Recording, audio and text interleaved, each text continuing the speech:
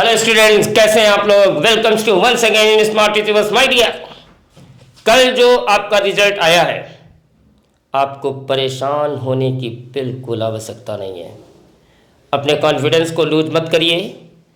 कुछ बच्चों का जो सोच रहे थे, जो एक्सेप्ट कर रहे थे, उनके पास जो उनकी सोच थी कि हमारे नंबर बहुत अच्छे आएंगे, इस अटेम्प्ट में बहुत अच्छा होगा, हो सकता है उनके साथ कुछ चीज़ें उनके अनुसार न घटी हों, लेकिन ये जीवन रुकता नहीं है। रुकता भी, अगर रुकने की कोशिश करोगे तो फिर रुक जाएगा। इसलिए अपने कॉन्फिडेंस को बिल्कुल मजबूत करिए। और ये जो आगे वाला अटेम्प्ट है, जो 1 महीने का समय है माय डियर, इतनी मेहनत करें हम लोग। 2 महीने का सर समय है। हाँ, 2 महीने का समय। और लेकिन दूसरा ये भी है कि इसमें क्या है कि अभी जो इन्होंने फर्स्ट अटेम्प्ट दिया है उतनी प्रिपरेशन नहीं हो पाई, क्योंकि किसी का बोर्ड एग्जाम था। लेकिन सैलेंसर सर ये बात इसमें एक ये तो चीज़ थी कि प्रिपरेशन नहीं हो पाई। एक्चुअली में क्या हुआ, सबसे बड़ा जो इसके पीछे रीज़न था वो ये था कि अचानक से जो है बच्चे लोग एक्सपेक्ट कर रहे थे कि अब ये शायद जो है डिले हो जाएगा, ठीक। बट एनटीए ने एकदम से जो है इसे डिक्लेयर कर दिया कि नहीं, आपका जनवरी में होगा एग्जाम। लेकिन ये चीज जो हुई बच्चों के साथ हमारे समझ से ठीक नहीं हुआ। हाँ, कुछ ना कुछ प्लानिंग सही होनी चाहिए थी सैलेंसर। क्योंकि एकदम से बच्चों के अंदर एकदम से प्रेशर आया, पैनिक मोड में चले गए सारे बच्चों का। लेकिन अब परेशान होने की बिल्कुल भी जरूरत नहीं है। स्मार्ट अचीवर्स की टीम आपके साथ है और हम आपको बताते हैं कि कैसे अप्रैल माह में आप अच्छे से कम समय में कितना अच्छा स्कोर कर सकते हैं। पहला टाइम कैसा भी, उससे कोई फर्क नहीं पड़ता है। दूसरे टाइम के लिए लग जाइए और मेहनत करिए और बहुत अच्छी तैयारी के साथ आगे बढ़िए। सर आप जैसा मैं धीरेन्द्र सर एक चीज में कहना चाहता हूँ बच्चों के लिए कि उत्साह अगर बच्चों के अंदर है, उत्साह संपन्न मदेग सूत्रम क्रिया विदिग्गम विष्णु सत्तम, लक्ष्मी धन संपदा शक्ति सब कुछ तुम्हारे पास आएगी। डिटर्मिनेशन पक्का होना चाहिए। धीरेन्द्र सर, फिजिक्स का पेपर इस बार हमारे समझ से बच्चों के लिए एक ऐसा अचीवमेंट आया है कि इन 3-4 सालों में इससे आसान पेपर हमको नहीं मिला होगा।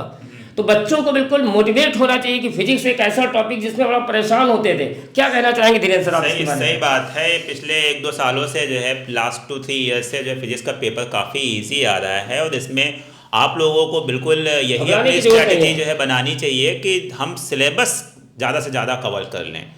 यही यहाँ पे स्ट्रैटेजी है, राइट।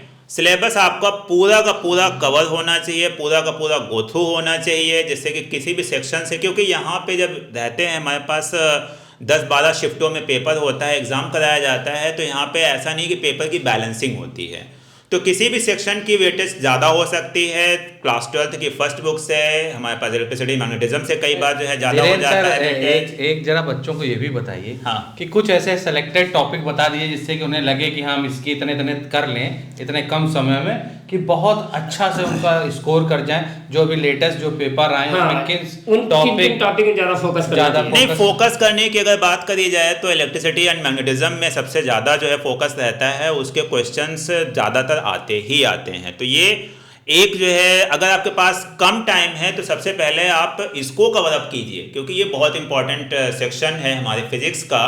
और जैसा कि मैंने बताया कि यहाँ बैलेंसिंग तो होती नहीं है, तो ऐसा जरूरी नहीं है, किसी के सेक्शन से भी कुछ भी ज़्यादा आ सकता है। लेकिन जो मोस्ट ऑफ द केसेस में देखा गया उसमें यही है कि इलेक्ट्रिसिटी एंड मैग्नेटिज्म जो है वो चैप्टर ज़्यादा। मैथ के बारे में बच्चों का इस बार का बड़ा अच्छा है कि भाई कुछ कह रहे हैं कठिन आया पेपर, कुछ कह रहे हैं लेंथी पेपर है। ये क्या है मैथ्स के बारे में? मैथ्स का पेपर कठिन तो नहीं कहेंगे, लेकिन हाँ थोड़ा कैलकुलेटिव रहा है, लेंथी रहा है और थोड़ा प्रैक्टिस की। घबराहट क्यों मैथ्स को लेकर मैं देख रहा हूँ, जहाँ भी देख रहा हूँ मैथ्स के बारे में इतनी घबराहट। सर वही बात है कि रिवीजन का टाइम नहीं मिला बच्चों को, उनका सिलेबस प्रैक्टिस का टाइम नहीं मिला है। अगर कुछ छोटे टॉपिक्स को अगर बच्चे ध्यान से दे दें, जैसे कि इंटीग्रल कैलकुलस हो गया, डिफरेंशियल कैलकुलस हो गया, मैथमेटिकल रीजनिंग है, घबराने की जरूरत नहीं। जितना पढ़े उतना सॉलिड पढ़ें और अच्छा ज्यादा क्वेश्चन करने में मैथ्स पर न जाएं।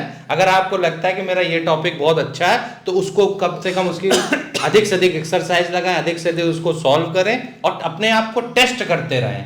कोई भी टॉपिक लें, जैसे हमारे धीरेन्द्र सर का कहना रहता है कि हमेशा अपने आप को टेस्ट करें। जब आप खुद को टेस्ट करेंगे तभी आप अपना रिजल्ट बना पाएंगे। यस, ज्यादा से ज्यादा इसमें आपको करना है। और वैसे भी सही कह रहे हैं, मैथ्स भी आप लोगों को इतनी बढ़िया प्रैक्टिस कराते हैं, लगातार आप लोगों को क्लास में मिले होंगे, इतनी प्रैक्टिस मैथ्स में हुई है।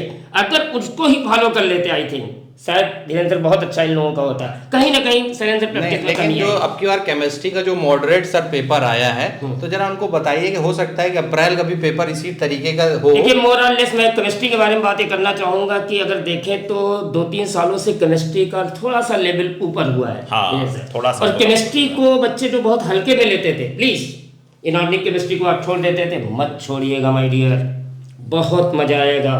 कम से कम हर सेट में शैलेंद्र सर इनऑर्गेनिक केमिस्ट्री में फोकस कर रहा हूँ धीरेन्द्र सर, कम से कम 7 से 8 क्वेश्चन हर सेट में था, तो 25 में 8 क्वेश्चन बिल्कुल फ्री के हैं जो कि 5 मिनट के अंदर होते हैं, उसमें कुछ करना थोड़ी है। अरे मोस्ट रिड्यूसिंग एजेंट कौन है, टिक लगाना है तुमको।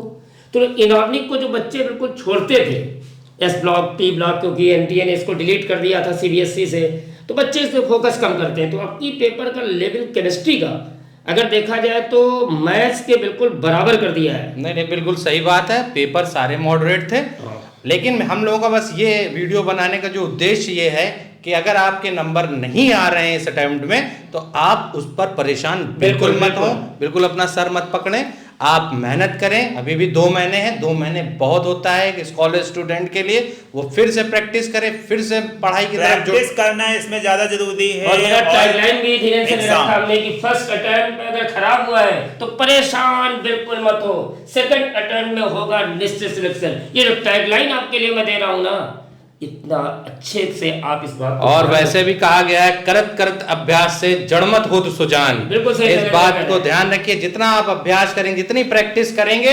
101% आप बेहतरीन रैंक पाएंगे और किसी ना किसी बेहतरीन एनआईटी में आप सेलेक्ट होंगे। हमारा ये आपको विशेष है स्मार्ट अचीवर तरफ से, आपको क्यों और बिल्कुल सही कह रहे हैं शैलेंद्र सर, हमारी लोगों की प्रयास रहता है, स्मार्ट अचीवर्स टीम का ये फंडा है कि हर बच्चे के साथ हमेशा खड़े रहना। और इस समय खड़े रहने का मतलब ये नहीं है कि आप बिल्कुल पीछे हो गए या परेशान है तो भैया कुछ कह रहा हूँ, समय है, अभी समय है शैलेंद्र, धीरेन्द्र समय है, तो अगर लग जाएंगे तो बिल्कुल मिलेंगे। और फिर हम लोग सभी टीम की तरफ से आपको फिर से तैयारी के लिए कह रहे हैं कि बिल्कुल जुट जाइए, लगिए, परेशान बिल्कुल मत होइए और आगे भविष्य आपका।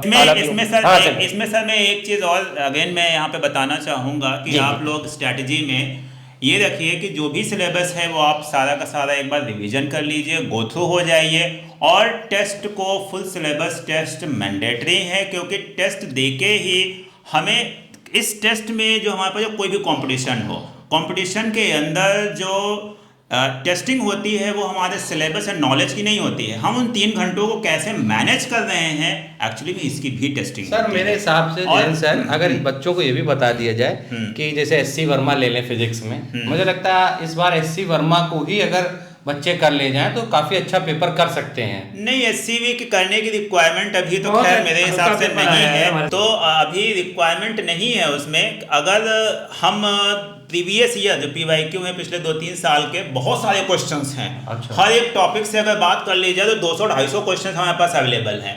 अगर ये लोग उतना ही कर लें और अपने 3 घंटे का मैनेजमेंट अगर सीख लें ये लोग, जो कि किससे होगा, रेगुलर प्रैक्टिस, रेगुलर टेस्टिंग से होगा। अगर ये लोग 20, 25, 30 टेस्ट अगर दे लें फुल सिलेबस टेस्ट, तो इन लोगों की इतनी अच्छी प्रैक्टिस हो जाएगी कि 3 घंटे का मैनेजमेंट इन लोगों को आ जाएगा, 2 महीने बहुत अच्छे से जो है। सच है, हम लोगों ने पीवाईक्यू के पिछली बार भी वीडियोस बनाए, काफी टॉपिक्स को उसमें कवर भी कर दिया है।